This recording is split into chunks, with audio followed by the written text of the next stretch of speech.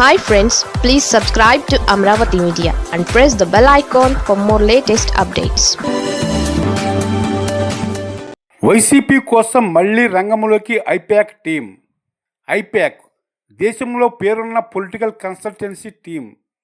గతంలో ఐపాక్ చాలా పార్టీలకు చాలా రాష్ట్రాల్లో పనిచేసింది. 2019-2024 ఎన్నికల్లో వైసీపీ తరపున జగన్ కోసం ఏపీలో గ్రౌండ్ వర్క్ చేసింది. ఆ ప్రాసెస్లో 2019లో వైసీపీ ఘన విజయం సాధించింది. కానీ 2024లో మాత్రం ఘోరంగా ఓడిపోయింది. వైసీపీ గెలిచినప్పుడు ఆ క్రెడిట్ ఐపాక్కు ఎంత వచ్చిందో తెలియదు. కానీ మొన్నటి ఎన్నికల్లో వైసీపీ ఓడిపోయినప్పుడు మాత్రం ఆ పార్టీ నేతలు, జగన్ అభిమానులు అంతా కూడా ఐపాక్ టార్గెట్గా విమర్శలు చేశారు. ఐపాక్ కారణంగానే వైసీపీ ఘోరంగా ఓడిపోయిందని మండిపడ్డారు. 2024 ఎన్నికల్లో వైసీపీ ఘోర ఓటమికి ఎన్ని కారణాలు ఉన్నా ఎక్కువ వేళ్లు మాత్రం పొలిటికల్ కన్సల్టెన్సీ ఐపాక్ వైపే చూపించాయి. కొందరు వైసీపీ నేతలు అయితే మీడియా ముందే ఐపాక్పై విమర్శలు చేశారు. ఐపాక్ను తీసుకొచ్చి తమ నెత్తి మీద పెట్టారంటూ బహిరంగంగానే ఆగ్రహం వ్యక్తం చేశారు. ఐపాక్ టీం సలహాలు, సూచనల ఆధారంగానే ముందుకెళ్లాలని, ఐపాక్ సర్వేలో పాజిటివ్ రిపోర్ట్ రాకపోతే టికెట్ ఇవ్వబోమన్న జగన్ మాటలు కొందరు లీడర్లకు ఏమాత్రం నచ్చలేదు. టిక్కెట్ల మార్పునకు కూడా ఐపాక్ టీమే కారణమని ఇప్పటికీ రగిలిపోతున్నారు నేతలు. ఈ నేపథ్యంలో జగన్ కోసం ఐపాక్ మళ్లీ పనిచేయబోతుందనే వార్త హాట్ టాపిక్గా మారింది. గత ఏడాది మేలో ఎన్నికలు అయిపోయాయి. జూన్ నెలలో ఫలితాలు వచ్చాయి.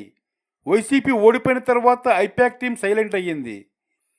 కానీ లేటెస్ట్గా పొలిటికల్ సర్కిల్స్లో ఓ వార్త చెక్కలు కొడుతోంది. ఐపాక్ టీం మళ్లీ జగన్ కోసం ఏపీలో పనిచేయబోతోందని వైసీపీ నేతలు చెబుతున్నారు. అయితే ఎన్నికల ఫలితాల తర్వాత ఓ మాజీ మంత్రి మీడియా ముందుకు వచ్చి తమ పార్టీ ఓటమికి ఐపాక్ టీం కారణమని ఆరోపించారు. ఆయనే కాదు, చాలామంది నేతలు ఇదే అభిప్రాయం వ్యక్తం చేశారు. ఈ సిట్యుయేషన్లో ఐపాక్ మళ్లీ రీఎంట్రీ ఇవ్వబోతుందన్న టాక్ అటు వైసీపీలోనే కాదు, ఇటు ఏపీ రాజకీయాల్లో కూడా చర్చనీయాంశంగా మారిందట. ఈ నెలాఖరు లేదా మార్చి ఫస్ట్ వీక్ నుంచి ఐపాక్ వైసీపీ కోసం మళ్లీ ఫుల్ ప్లెడ్జ్గా యాక్టివిటీ మొదలుపెట్టనుందట. అయితే ఎన్నికలకు ముందు పనిచేసిన మాదిరిగా కాకుండా కేవలం కూటమి ప్రభుత్వం వైఫల్యాలను మాత్రమే గుర్తించి దాన్ని ప్రజల్లోకి తీసుకెళ్లేలా ఐపాక్ పనిచేయొచ్చని అంటున్నారు. గతంలో లాగా నియోజకవర్గానికి 4-5 టీంను పెట్టి కాకుండా ఉమ్మడి జిల్లాకు 2 ప్రతినిధుల చొప్పున నియమించి వారి ద్వారా యాక్టివిటీ నడిపించేలా ప్లాన్ సిద్ధం చేస్తున్నారట. ఈసారి వైసీపీకి పనిచేయబోయే ఐపాక్ టీంకు శశిరాజ్ ఇన్ఛార్జిగా ఉండనున్నట్లుగా తెలుస్తోంది. ఇప్పటికే ఐపాక్ టీం కొంత గ్రౌండ్ వర్క్ స్టార్ట్ చేసిందట. ఢిల్లీ ఎన్నికలు అయిపోగానే పూర్తి స్థాయిలో పని మొదలుపెట్టనున్నారట. అయితే మెజారిటీ వైసీపీ నేతలు ఐపాక్ టీంను వ్యతిరేకిస్తున్నప్పటికీ జగన్ మాత్రం ఐపాక్ సేవలను వాడుకొని మళ్లీ అధికారంలోకి రావాలనే ఆలోచనతో ఉన్నారట. 2019-2024 ఎన్నికలప్పుడు ఐపాక్ డిజైన్ చేసిన క్యాంపెయిన్లు జగన్కు నచ్చినట్లుగా కొందరు వైసీపీ నేతలు చెబుతున్నారు. ముఖ్యంగా జనం కోసం జగన్, జగన్ కోసం జనం లాంటి స్లోగన్స్, జగనన్నే మా భవిష్యత్తు, మా నమ్మకం నువ్వే జగన్, జగనన్న సురక్ష, జగనన్న ఆరోగ్య సురక్ష, వై ఏపీ నీడ్స్ జగన్, సిద్ధం, మేమంతా సిద్ధం వంటి క్యాంపెయిన్లు డిజైన్ చేయడంలో ఐపాక్ కీలక పాత్ర పోషించినట్లుగా వైసీపీ నేతలు చెబుతున్నారు. కూటమి సర్కారు ఇచ్చిన హామీలు అమలు ఆలస్యమవుతుండడంతో పాటు గ్రౌండ్ లెవెల్లో కూటమి నేతల మధ్య ఉన్న గ్యాప్ను క్యాచ్ చేసుకోవాలని వైసీపీ ప్లాన్ చేస్తోందట.